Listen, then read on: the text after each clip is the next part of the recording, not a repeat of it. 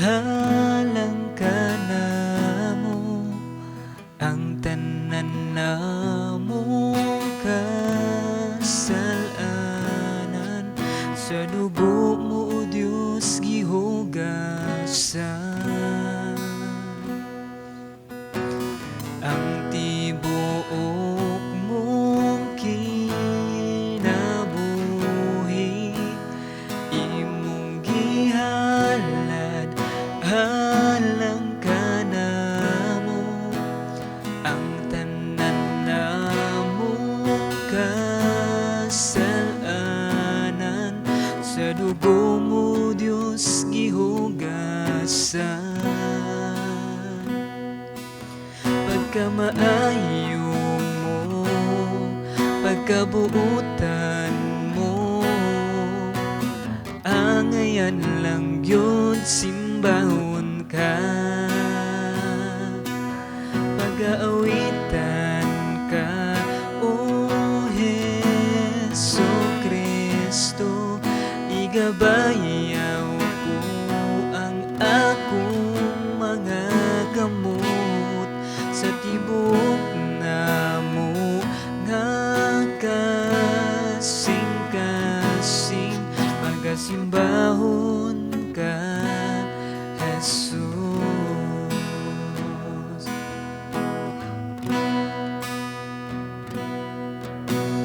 Ang tibuok mong kinabuhi imong gihalad, halang ka na mo ang tanan na mo kasalanan, sa dugo mo o Diyos gihugasan. Pagkamaayo mo, pagkabuutan mo, angayan lang yun simbahon ka. Pag-aawitan ka, O Hesu Kristo, igabayaw ko ang akong mga kamot sa tibuok na mo nga kasing-kasing, pagasimbahon ka, Jesus. Pagasimbahon ka, Jesus. Pagasimbahon ka, Jesus.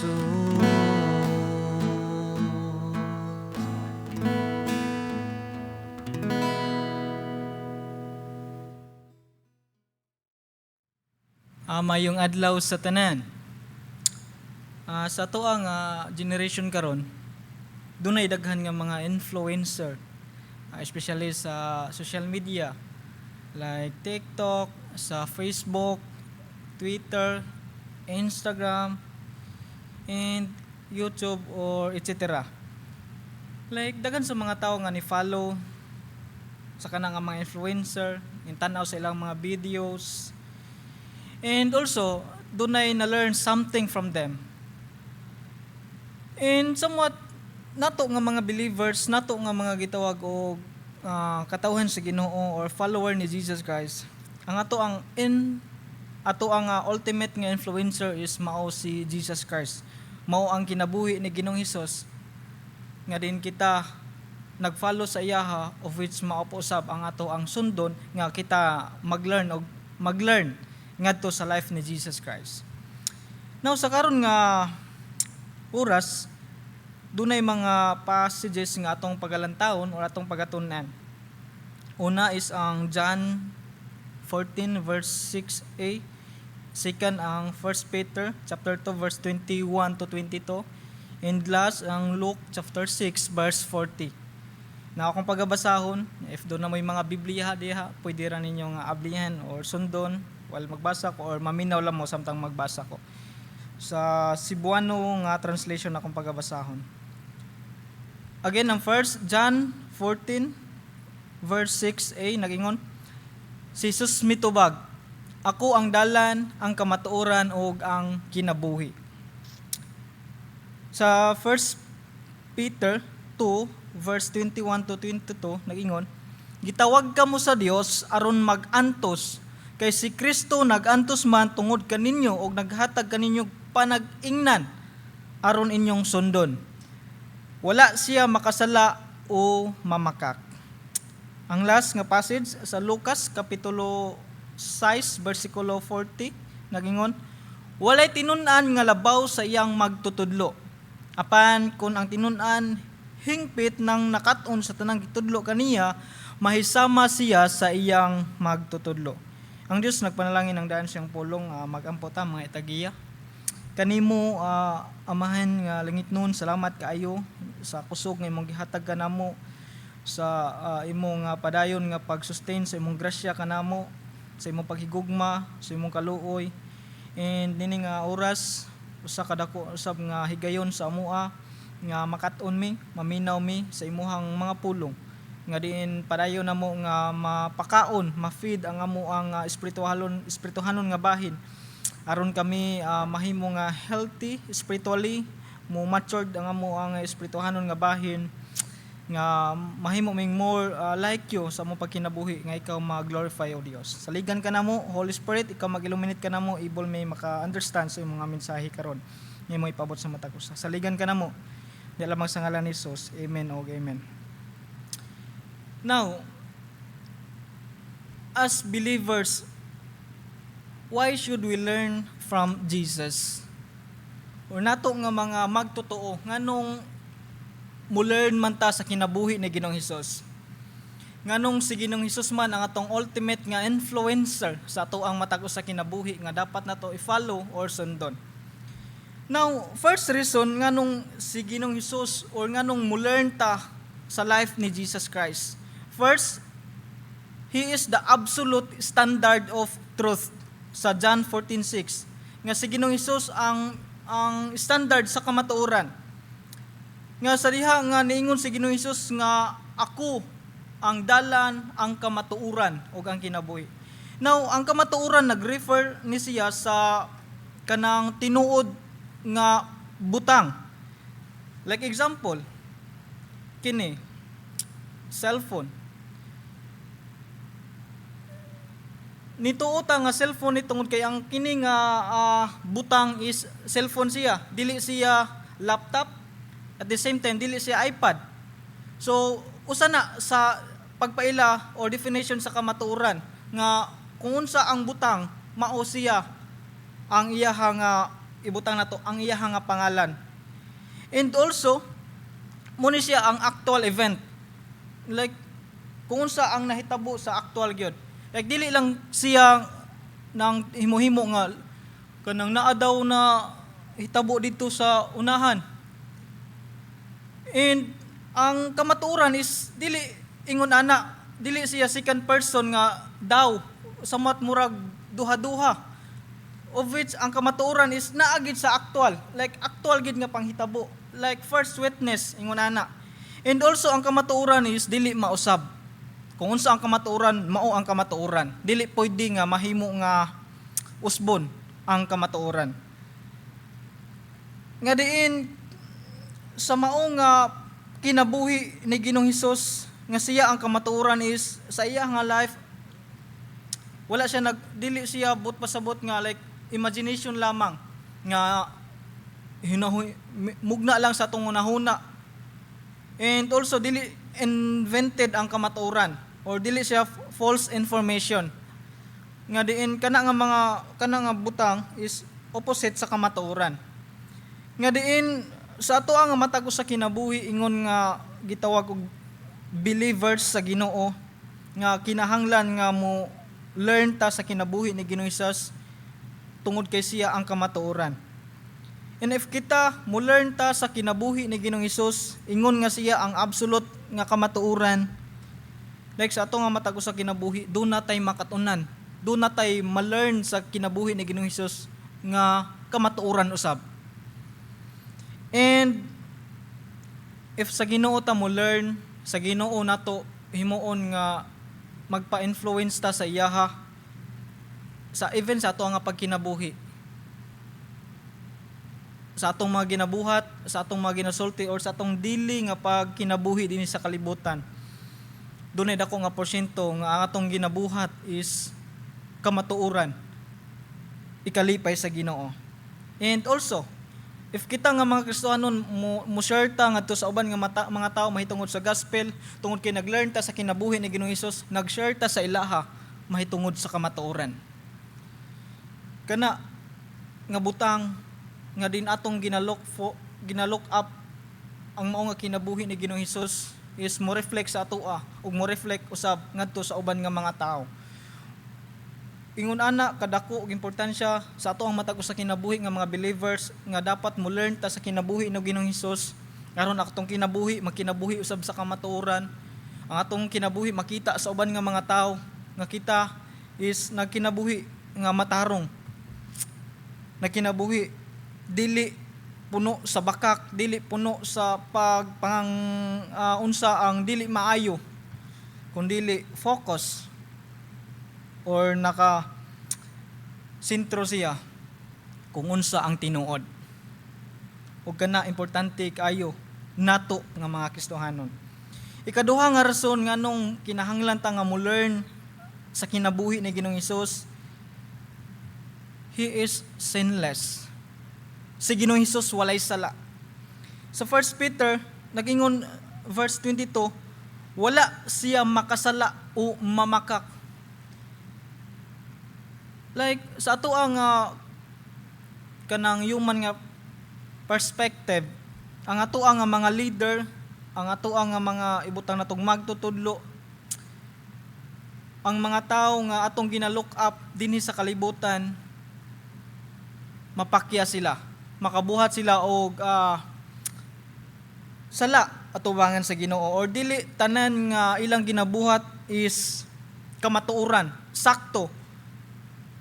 But si Apostle Paul, si Peter sa mao nga passage is iya nga gi-point out ang usa ka tawo nga wala nasayop, ang usa ka tawo nga wala nakasala nga mao si Ginoong Hesus. Nga diin usa sa mga rason nga nung kinahanglan ta nga sa kinabuhi ni Ginoong Hesus magkat-on, mo learn, magpa-influence tungod kay wala siya sala. Sinless si Ginoong Hesus. Nga din bisan sa passage doon naka-mention nga he committed no sin. Nga sa original nga meaning sa Greek, he never did sin, never practiced sin, and never had any sinful action or motive or choice at any time. Meaning si Ginoong Hesus wala even sa iyang sa iyang human nga nature, like wala siya sala nga nabuhat. Wala siya motibo or intention nga diin pag buhat sa dili kamatuoran, sa pagdaot kung unsa ang tinuod.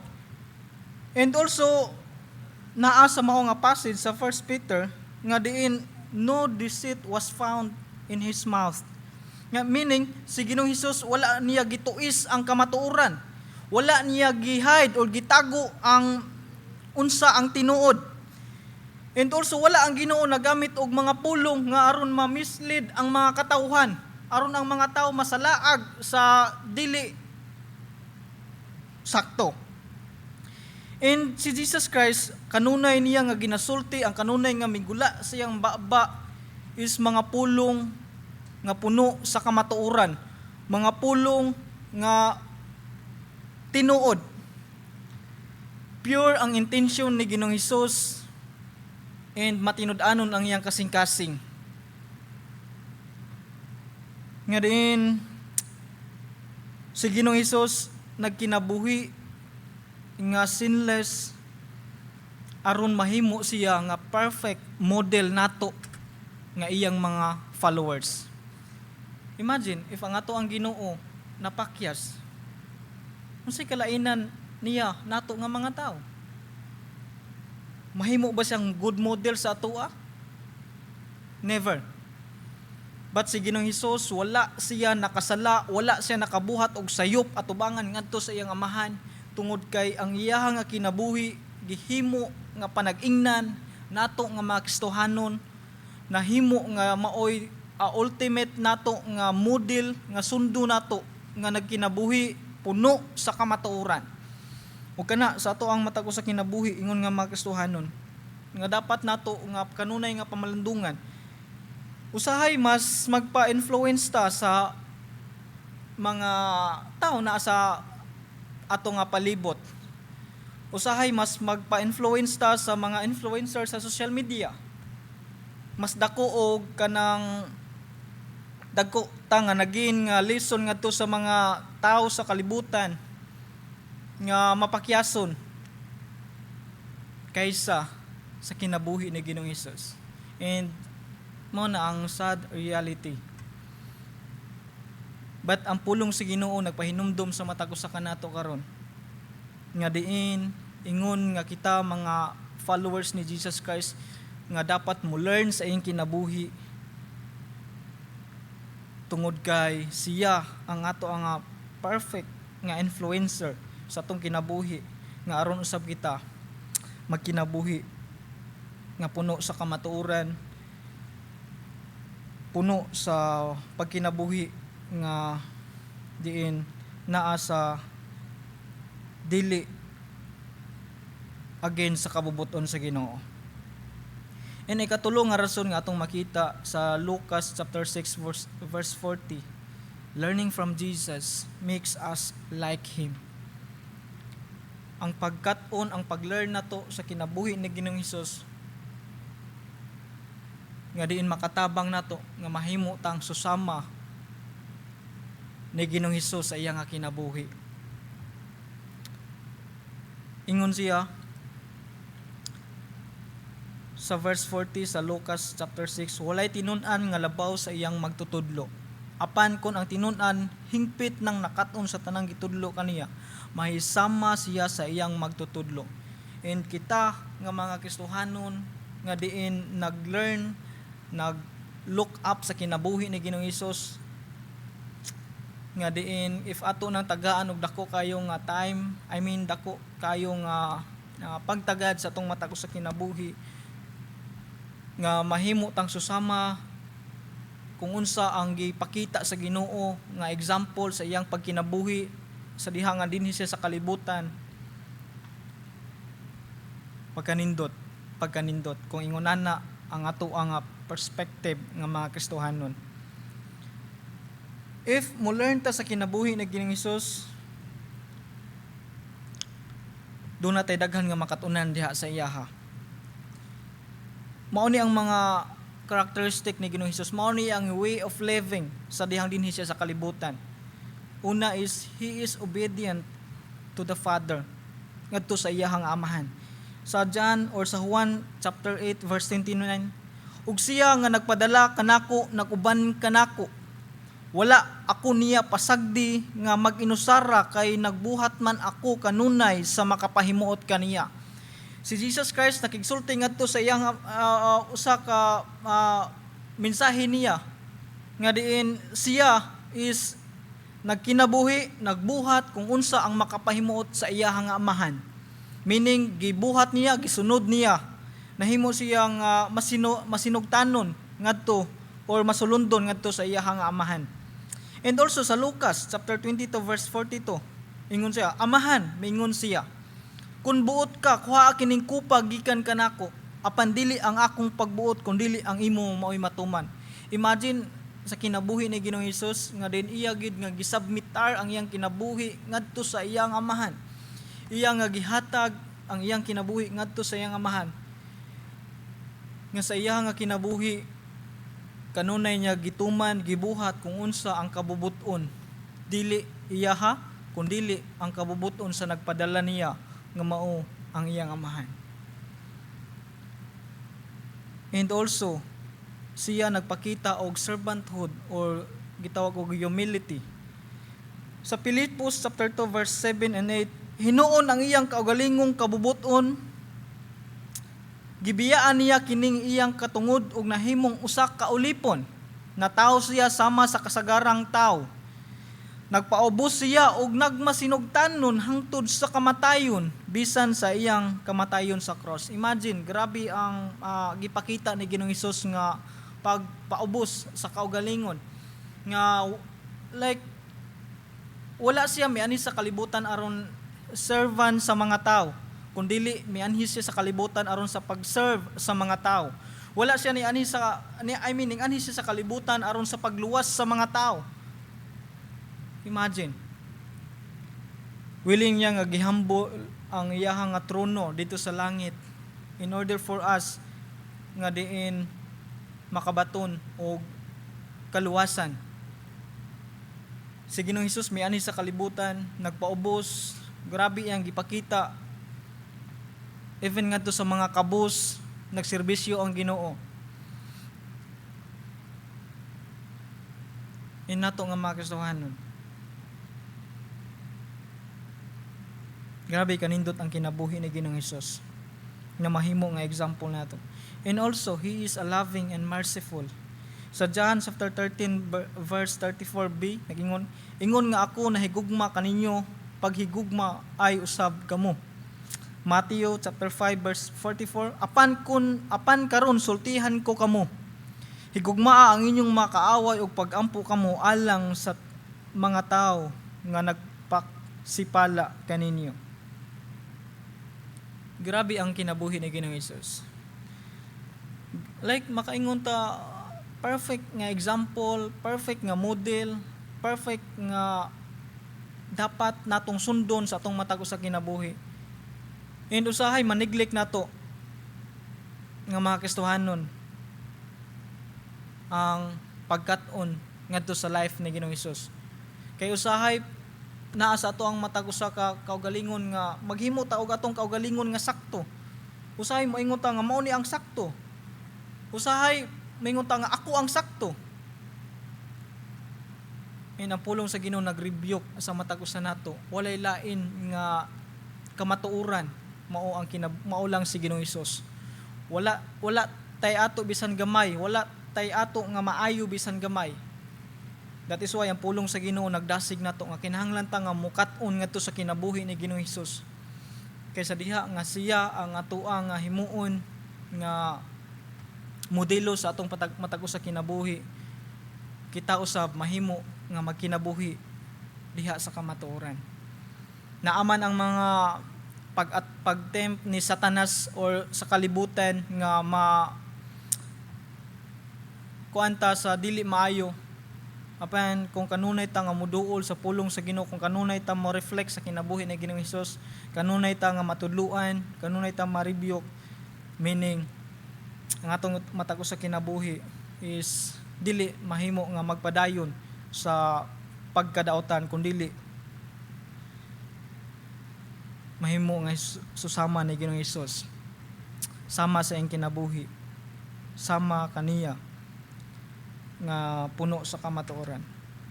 Ang pulong sa Ginoo nagsugo sa matag usa kanato nga diin mo learn ta sa iya nga character, sa iya nga faith, nga grabe ka matinud-anon ang iya nga pagtuo, and also sa iya nga daily nga pagkinabuhi. Mga igsoon, sa ato ang matag usa nga nakadungog ta sa pulong sa Ginoo, nagbasa ta sa pulong sa Ginoo, dunay mga tawo nga nag-influence nato bisan unsa, and also ang pulong sa Ginoo nagtudlo nato nga ayo dili mutuo ta pag kanang dili ta mutuo dayon, kundi ato ang i-analyze and also atong i-check diha sa absolute nga truth nga mao ang Bible, if sakto ba. And also pabilin tang connected diha sa kamatuoran nga mao si Ginoong Hesus. Even ang kalibutan nag-reject niini. Kana challenge sa matag usa nato nga mga Kristohanon magtotoo nga mahimo nga susama kang Ginoong Hesus, mo learn sa iyang kinabuhi tungod kay siya ang ato ang perfect nga modelo. Magampo ta. O Dios nga gamahanan, salamat kaayo sa imuhang gugma. Salamat sa imong pagpadala sa imong anak nga mao si Ginoong Hesus diri sa kalibutan. Nga mahimo namo nga panag-ingnan, mahimo namo nga perpekto nga modelo sa amoa nga matag usa ka kinabuhi nga dapat namong sundon nga kami makat-on pag-ayo sa iya nga kinabuhi. Tungod kay dinhi sa kalibutan daghan nga mga ma-offer nga dili sakto, daghan nga mga panghitabo nga nagpalibot namo nga puno sa bakak, puno sa dili kamatuoran. Apan Ginoo, sa mong matag sa kinabuhi nga diin kami nangayo sa imuhang kusog ug tabang nga kami mo barog taliwala sa kamatuoran, kami mo barog pinasikad sa imuha nga pangalan, nga kami mo barog mo tindog kung unsa ang imong gitudlo kanamo, unsa among nakatunan gikan diha kanimo o Dios ug diha sa imong mga pulong. Tabangi kami, liguna ang matag usa kanamo. Salamat kaayo sa imong pulong nga padayon nagtudlo sa matag usa kanamo. Ikaw lamang ang mahimaya ug wala nay lain pa. Diha lamang sa ngalan sumahan sa Anak ug sa Espiritu Santo. Amen og amen.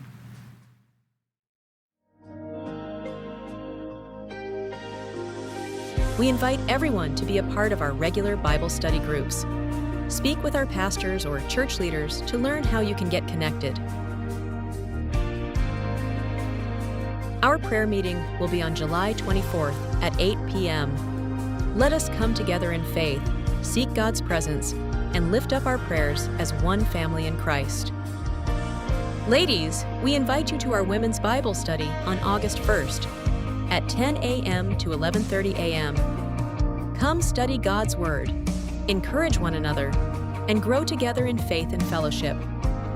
Don't miss our Adult Sunday School every third Sunday of the month from 1 p.m. to 2:30 p.m. Our topic for 2026 is Christian Ethics, led by Reverend Daniel Wong. Lunch contribution is 100 pesos. Register before July 19th. Calling all couples. We're inviting you to our Couples Fellowship on July 25th at 6 p.m. A special time of connection, encouragement, and growing together in faith and love. Calling all youth and young adults. Join our Next Gen Fellowship right after the 10 a.m. Sunday service. This is a place where you can connect with friends, grow in your faith, and walk together as the next generation of believers. Let us continue to honor God through our faithful giving. Tithes and offerings may be placed in the offering box located at the back. Don't forget to follow our Facebook page to stay updated on church events, announcements, and upcoming activities.